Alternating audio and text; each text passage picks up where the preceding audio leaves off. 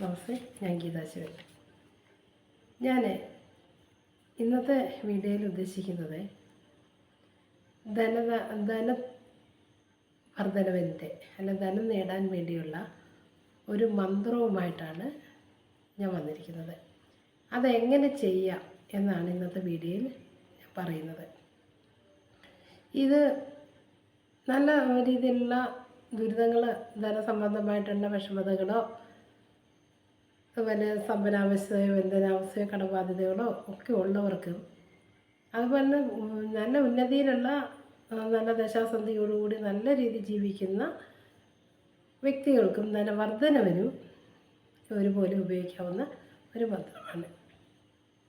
ഇത് ചെയ്യുന്ന രീതി എന്ന് വെച്ച് കഴിഞ്ഞാൽ, ഇത് നമ്മുടെ സരസ്വതി യാമത്തിലാണ് ഇത് ചെയ്യേണ്ടത്. സരസ്വതി യാമത്തിൽ ചെയ്യാൻ വേണമെന്ന് പറയുന്നതിൻ്റെ മെയിൻ കാരണം, നമ്മുടെ മനസ്സിനെ ഏകാഗ്രതയോടുകൂടി പ്രാർത്ഥിക്കാൻ പറ്റുന്ന, അപ്പോൾ എന്ത് ചെയ്താലും നമ്മൾ എന്ത് പ്രാർത്ഥിച്ചാലും അതിൻ്റെ ഫലം എളുപ്പം ഉണ്ടാകുമെന്നാണ് പറയുന്നത്. ഇപ്പോഴത്തെ ഒരവസരമാണ്, നമ്മൾ ഏതൊരു ക്ഷേത്രത്തിൽ പോയാൽ പോലും നമ്മൾ പ്രാർത്ഥിക്കുന്ന സമയത്ത് പലമാതിരി ചിന്തകൾ ഇങ്ങനെ കടന്നു പോകും. അതുകൊണ്ട് നമ്മുടെ പ്രാർത്ഥനയ്ക്ക് ഒരു ഏകാഗ്രതയോ ഒന്നും ഉണ്ടാകത്തില്ല. എത്ര വിഷമത്തിലൂടെ പ്രാർത്ഥിക്കുവാണെങ്കിൽ പോലും പല ചിന്തകളായിരിക്കും ആ സമയത്ത് കടന്നു പോകുന്നത്. അതുകൊണ്ട് ചിത്തശുദ്ധി ഉണ്ടാകണം. ചിത്തശുദ്ധിയോടുകൂടി എന്തൊരു കാര്യം ചെയ്താലേ അത് തീർച്ചയായിട്ടും അത് 100% ഫലസിദ്ധിയായിരിക്കും. അത് ചെയ്ത് നോക്കാമെങ്കിൽ മനസ്സിലാവും. അതിനു വേണ്ടിയാണ് നമ്മൾ ഈ സരസ്വതി യാമം, അതല്ല ഉദയത്തിന് മുമ്പുള്ള സമയമാണ്, 7 നാഴിക്ക് മുമ്പ് ഉള്ള ഒരു സമയം തിരഞ്ഞെടുക്കാൻ പറയുന്നത്. അപ്പോഴങ്ങനെയുള്ള ഒരു സമയം നമ്മൾ തിരഞ്ഞെടുക്കുമ്പോൾ നമുക്കിതിന് വേണ്ടുന്ന ഒരുക്കുകൾ എന്തൊക്കെയാണെന്ന് അറിയണ്ടേ. ആദ്യം വേണ്ടുന്നത് ഒരു നല്ലൊരു താലം വേണം. ഓടിൻ്റെ പിച്ചളയുടെ താലമൊക്കെ കാണത്തില്ലേ വിളക്കിന് ഇവിടെ കിട്ടുന്നത്, അത് മതി. അത് നല്ല വൃത്തിയായിട്ട് തേച്ച് നല്ല സ്വർണ്ണം പോലെ വെളുപ്പിക്കണം. നല്ല കളറായിരിക്കണം. അതിനകത്ത് ലക്ഷ്മി വിളക്കുണ്ടെങ്കിൽ ഏറ്റവും ഉത്തമം. അതില്ല എങ്കിൽ ഒരു വിളക്കെടുക്കുക. അത് നല്ല കളറിൽ തന്നെ മിനുക്കി തേച്ച് വെക്കുക. 5 തിരിയിട്ടാണ് ഇതിന് ദീപം തെളിക്കുന്നത്. അതുപോലെ ശുദ്ധമായ നെയ്യ് വേണം. ശുദ്ധമായ നെയ്യ് വേണമെന്ന് പറയാൻ കാരണം, ഇപ്പോൾ കിട്ടുന്ന നെയ്യെല്ലാം തന്നെ മൃഗക്കൊഴുപ്പടങ്ങിയ നെയ്യാണ് കിട്ടുന്നത്. അതുകൊണ്ട് നമ്മൾ മിൽമയുടെ നെയ്യോ അല്ലെങ്കിൽ വീട്ടിൽ നമ്മൾ ശരിയാക്കുന്ന നെയ്യ് ഉപയോഗിച്ചാൽ ഏറ്റവും ഉത്തമം. അങ്ങനെ ശുദ്ധമായ നെയ്യ് ഒഴിച്ചായിരിക്കണം വിളക്ക് തെളിക്കേണ്ടത്. അതോടൊപ്പം തന്നെ ഒരു വെറ്റില, ഒരു പാക്ക്, ഒരു നാണയം ആദ്യം വെക്കുക. ഒരു പിടി നെല്ല് താലത്തിലിടുക. ഒരു പിടി നാണയം, അത് എണ്ണുമൊന്നും ചെയ്യരുത്. ഒരു പിടി നാണയം അത് വെക്കുക. ഒരു നാരങ്ങ, ഒരു ഗ്ലാസ് വെള്ളം, പിന്നെ സാമ്പ്രാണിയോ അഷ്ടഗന്ധമോ അത് താല്പര്യമുള്ളതുപോലെ വയ്ക്കാം. അഷ്ടഗന്ധമാണെങ്കിൽ ഏറ്റവും നല്ലതായിരിക്കും. അപ്പോൾ ഇത്രയും കാര്യങ്ങൾ ചെയ്യുക. അതിനോടൊപ്പം തന്നെ നമ്മൾ ഈ വിളക്ക് ഒരുക്കുന്നതിന് മുമ്പ് തന്നെ ഇച്ചിരി ചുണ്ണാമ്പും ഒരു ശകലം മഞ്ഞപ്പൊടിയും കൂടെ കയ്യിലിട്ട് ഇങ്ങനെ ഞെരടി ഒരു ഗ്ലാസ്സിൽ വെള്ളത്തിൽ കലർത്തി അതവിടെ എല്ലാം തളിക്കണം. തളിച്ചിട്ട് വേണം ഈ താലം വെക്കേണ്ടത്. ഈ താലം വെച്ചിട്ട് അതിൻ്റെ മണ്ടയ്ക്ക് വിളക്ക് വെച്ച് ഈ പറഞ്ഞതുമാതിരി ഇതെല്ലാം ചെയ്യുക. ഒരു വിളക്ക് ഒരുക്കി നമ്മുടെ ഇപ്പം ബാധ്യതയാവുള്ളത് ഒരുപാട് വിഷമതകളുണ്ട് എന്നിരിക്കട്ടെ, അതിനെക്കുറിച്ച് എല്ലാം ഇപ്പം എത്ര ബാധ്യതകളുണ്ടെന്ന് വെച്ചാൽ ആ കടബാധ്യതകളെല്ലാം ഒരു പേപ്പറിനകത്ത് എഴുതി വെക്കുക.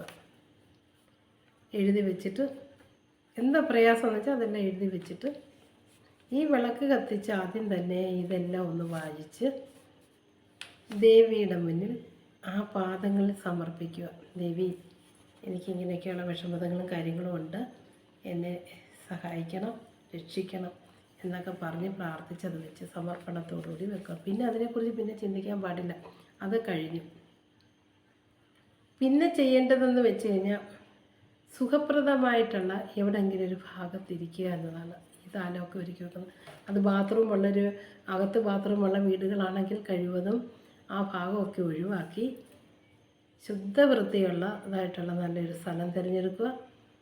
ഇപ്പം പിന്നെ ഒരു പാവിരിച്ചോ അല്ലെങ്കിൽ എന്തെങ്കിലും മാറ്റിട്ടോ എന്തെങ്കിലും അവിടെ ഇരിക്കുക. കസേരപ്പുറത്തിരുന്ന് ഇത് ചെയ്യുന്നത് പാടില്ല. അപ്പോൾ ഇത് താഴത്ത് നിലത്ത് വെച്ച് വേണം ഇത് ചെയ്യാൻ. അങ്ങനെ ചെയ്ത് രാവിലെ സ്നാനാദി കർമ്മങ്ങളൊക്കെ ചെയ്ത് കുളിയൊക്കെ കഴിഞ്ഞ് മറ്റുള്ള കർമ്മങ്ങളെല്ലാം കഴിഞ്ഞ് വേണം ഇതെല്ലാം ആരംഭിക്കാൻ. അങ്ങനെ വിളക്ക് കത്തിച്ച് നമ്മൾ പിന്നെ സമർപ്പണമായിട്ട് ഈ എഴുതി വെച്ച കാര്യം അത് നിങ്ങൾക്ക് എല്ലാം കൂടെ ഒരു ദിവസം കൊണ്ട് സാധിച്ചെടുക്കണമെന്ന് പറഞ്ഞിട്ട് കാര്യം. ഇത് 41 ദിവസമാണ് ഇത് കണ്ടിന്യൂസ് ആയിട്ട് ഇത് ചെയ്യേണ്ടത്. ഈ മന്ത്രം ജപിക്കേണ്ടത് 41 ദിവസമാണ്. അപ്പോൾ എന്താണെന്ന് വെച്ചാൽ അത് അമ്മയടുത്ത് സമർപ്പിക്കുക. അതിനകത്ത് ആ 41 ദിവസത്തിനോടകത്ത് നിങ്ങൾക്ക് അതിൻ്റേതായിട്ടുള്ളൊരു തീർച്ചയായിട്ടും അതിന് ഫലസിദ്ധി ഉണ്ടായിരിക്കും. ഇത് വളരെ ഫലസിദ്ധിയോടു കൂടിയുള്ള ഒരു മന്ത്രമാണ്. ഒരുപാട് പേർക്ക് ഇത് പ്രയോജനപ്പെട്ടിട്ടുണ്ട്. പക്ഷേ ഇത് 41 ദിവസത്തിനോടകത്ത് എന്തെങ്കിലും മുടക്കം വരുമോ എന്തെങ്കിലും ചെയ്താൽ അതിൻ്റെ അർത്ഥം എന്ന് വെച്ച് കഴിഞ്ഞാൽ അത് സാധിക്കത്തില്ല എന്നാണ്. അപ്പോൾ സാധിക്കുന്നതാണെങ്കിൽ കണ്ടിന്യൂസ് ആയിട്ട് 41 ദിവസവും നമുക്കിത് മുടങ്ങാതെ ചെയ്യാൻ പറ്റും. അത് കഴിഞ്ഞിട്ട് ഞാനിപ്പോൾ ആ മന്ത്രം ഈ ജപിക്കേണ്ട മന്ത്രം പറഞ്ഞു തരാം. അപ്പോൾ ശ്രദ്ധയോടെ അത് കേൾക്കുക. ബ്രഹ്മഹൃഷി ഓം ശ്രീ ബ്രഹ്മഹൃഷി ഗായത്രി അനിഷ്ടിപ്പു ചങ്ക ശ്രീ മഹാലക്ഷ്മിർ ദേവത. മന്ത്രമാണ് പറയുന്നത്. ശ്രദ്ധയോട് കേൾക്കുക. ഓം ശ്രീ അഖണ്ഡ സൗഭാഗ്യ ധന സമൃദ്ധി ദേഹി ദേഹി നമ. മന്ത്രം ഒന്നുകൂടെ പറയുകയാണ്. ഓം ശ്രീ അഖണ്ഡ സൗഭാഗ്യ ധന സമൃദ്ധി ദേഹി ദേഹി നമ. ഈ മന്ത്രം തെറ്റുകൂടാതെ ആദ്യം പറഞ്ഞ ഛന്ദസ് അങ്ങനെയൊക്കെ ഉള്ളത് ഒരു പ്രാവശ്യം പറഞ്ഞാൽ മതി. പക്ഷേ ഈ മന്ത്രം ആണ് 108 പ്രാവശ്യം നമ്മൾ ജപിക്കേണ്ടത്. അപ്പം 108 കല്ലോ അതിലെ 108 മുത്തിൻ്റെ ഒരു മാലയോ ഇതിനു വേണ്ടി ഉപയോഗിക്കണം. കല്ലോ മഞ്ചാടിക്കുരു ആയിരിക്കും ഏറ്റവും ഉത്തമം. മാലയെക്കാട്ടിലും നല്ലതായിരിക്കും. അപ്പം ഇത് പതുക്കെ ഇത് എഴുതിയെടുത്തിട്ട് ഇത് ശ്രദ്ധയോടുകൂടി പതുക്കെ ജപിച്ച് ഓരോന്നും അമ്മയുടെ ഓരോ കല്ലും അല്ലെ ഓരോ മഞ്ചാടിക്കുരു അല്ലെ മാലയുടെ മുത്തോ അതുപോലെ എടുത്ത് മാറ്റി വെക്കുക. അങ്ങനെ 108 പ്രാവശ്യം ജപിക്കണം. ഇത് 41 ദിവസം തുടർച്ചയായിട്ട് ചെയ്യുക.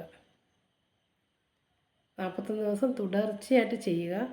ഇതിൻ്റെ ഇടയ്ക്ക് മുടക്കം എന്തെങ്കിലും പറ്റിയാൽ നിങ്ങൾ ഉദ്ദേശിക്കുന്ന കാര്യം സാധിക്കുകയില്ല എന്നാണ് എൻ്റെ അർത്ഥം.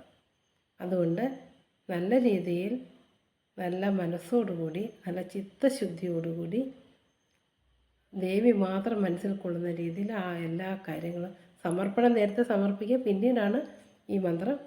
പിന്നെ ആ സമർപ്പണത്തിൽ പിന്നെ നിങ്ങൾ ശ്രദ്ധിക്കാനേ പോകണ്ട. അങ്ങനെ ഈ 41 ദിവസം കൊണ്ട് നിങ്ങൾ ആഗ്രഹിച്ച ഫലസിദ്ധി കിട്ടുന്നതായിരിക്കും. ഒരുപാട് പേര് ഈ മന്ത്രം ജപിച്ച് അവരുടെ ഉദ്ദിഷ്ട കാര്യസിദ്ധി നടന്നിട്ടുണ്ട്. കാര്യങ്ങളൊക്കെ സാധിച്ചിട്ടുണ്ട്. സാധിക്കാവുന്ന കാര്യങ്ങൾക്ക് വേണ്ടി ചെയ്യുക. സാധിക്കുമെന്ന് നമ്മുടെ മനസ്സിന് ഉറപ്പ് ചെയ്യുക. ഉറപ്പോടുകൂടി ഈ മന്ത്രം ജപിക്കുക. തീർച്ചയായിട്ടും സാധിച്ചിരിക്കും.